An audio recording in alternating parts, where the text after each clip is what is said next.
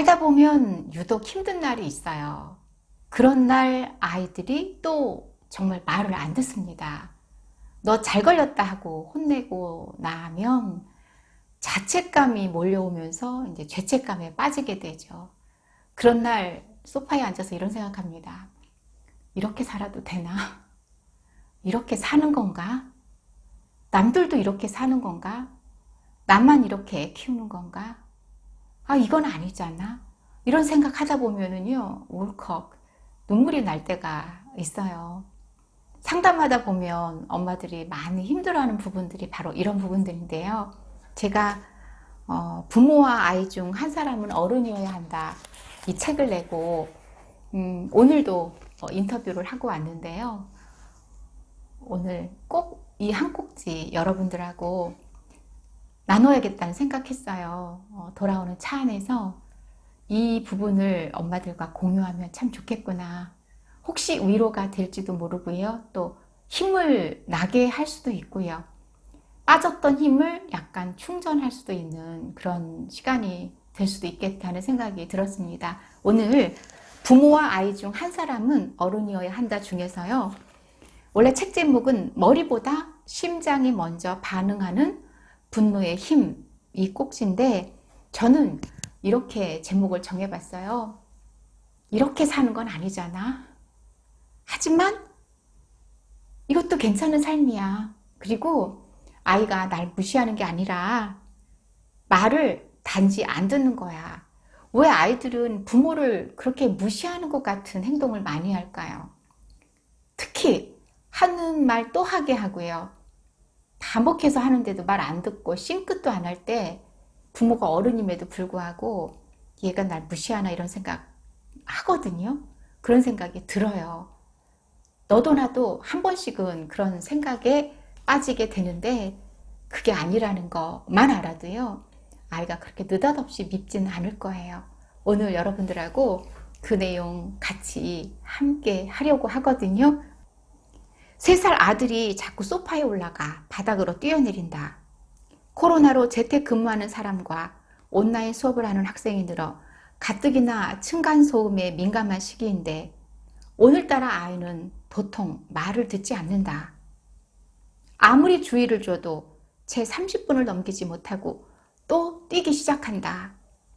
이런 경우 전문가들은 문제가 되는 상황에서 아이를 분리시킨 뒤 엄격하게 안 되는 것을 가르치고 행동에 제약을 주라고 말하는데 내가 능력이 부족한 건지 우리 아이가 유별난 건지 좀처럼 통제가 되지 않는다. 나름 알아듣게 훈육했다고 생각했는데 아이는 도통 변할 기미가 없다. 아니나 다를까 아래층에서 인터폰이 온다. 층간소음 가해자가 된 엄마는 연신 죄송합니다 라고 사과한 뒤 통제 안 되는 아이를 둘러엎는다. 제대로 된 감정적 교류가 불가능한 존재, 오로지 자신의 욕구를 관철시키기 위해서 모든 에너지를 쓰는 아이와 온종일 씨름하는 건 말처럼 쉬운 일이 아니다. 유독 오늘처럼 지치는 날이면 아무도 모르는 곳으로 도망치고 싶은 생각도 든다.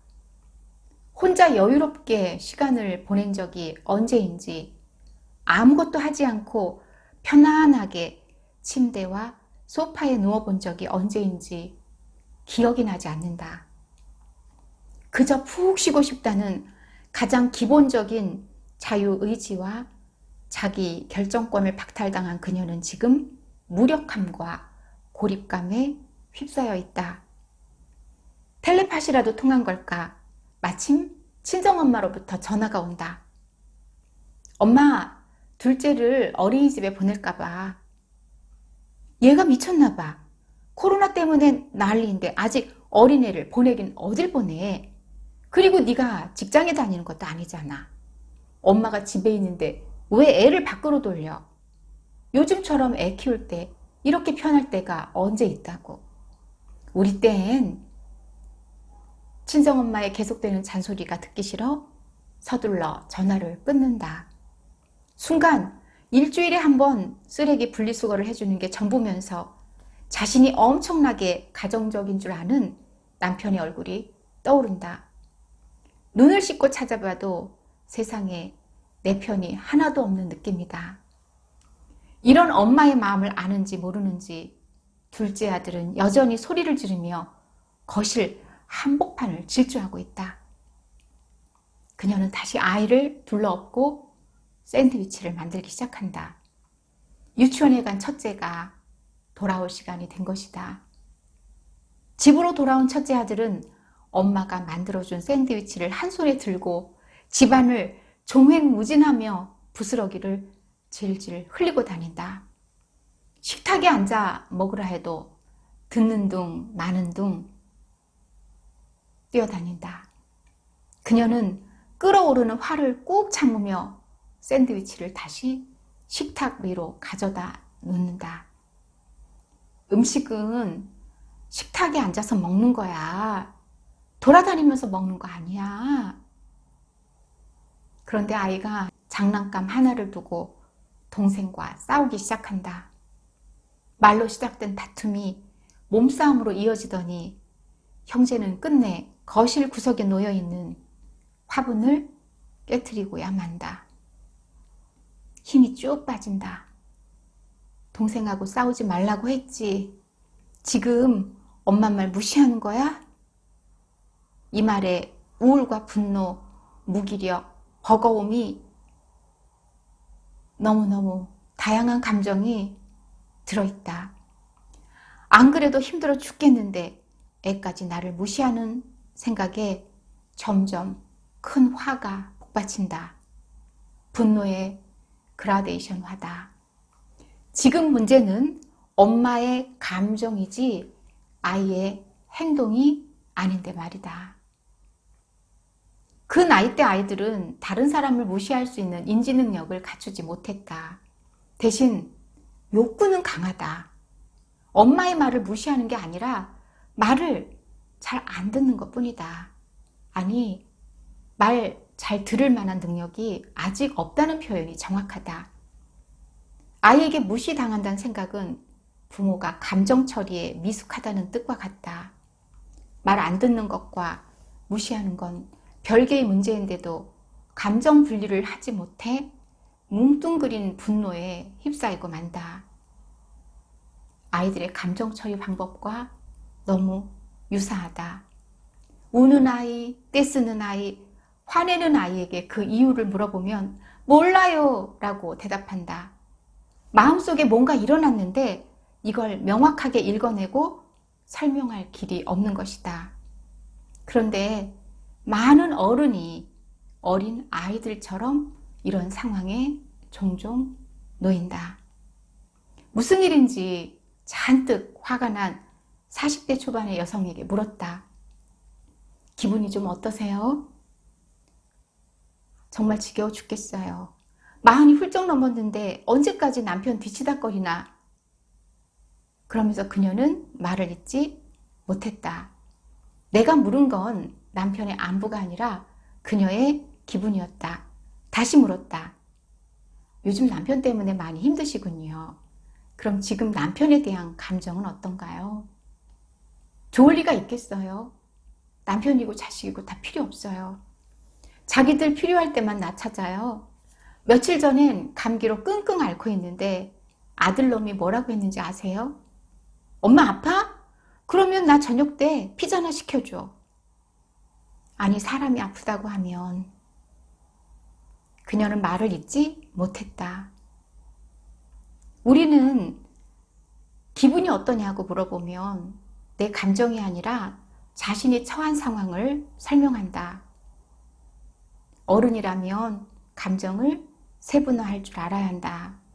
남편 회사에 문제가 생기면 당연히 걱정스럽고, 아이 성장이 눈에 띄게 더디면 당연히 불안하고, 오래된 지인에게 뒤통수 맞으면 허탈하고, 그간의 세월이 안타까워 서글프기도 하다.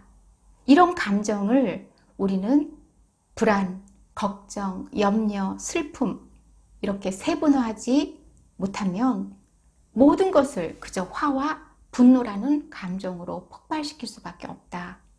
그러고 나서 이렇게 말한다. 엄마가 하지 말랬지. 지금 난 무시하는 거야? 미국의 언론인이자 인문학자인 얼 쇼리스는 노숙자와 빈민을 대상으로 클레멘트 코스라는 인문학 교육을 시작했다. 한 노숙자는 자신의 변화에 대해서 이렇게 말했다. 예전엔 화가 나면 억울해서 총을 먼저 꺼내들었죠. 제 기분을 말로 설명할 수 없었거든요. 지금은 얼마든지 이성적으로 설명할 수 있고 더는 욕설이나 주먹이 필요하지 않게 되었습니다. 사회에서 소외된 울분을 폭력과 범법 행위로 표현하던 이들의 변화를 꾀한 건 반성적 사고였다. 편견에 사로잡힌 사람들의 시선에 당당히 맞서 나를 설명하는 힘을 갖게 된 것이다. 욕설이나 폭력, 분노 없이 자신을 설명할 수 있는 힘, 이게 바로 감정 읽기의 힘이다. 결국 감정 읽기는 머리보다 심장이 먼저 반응하는 분노를 건강한 에너지로 바꿀 수 있는 가장 좋은 틀인 셈이다. 여기까지 부모와 아이 중 한 사람은 어른이어야 한다라는 내용이었습니다.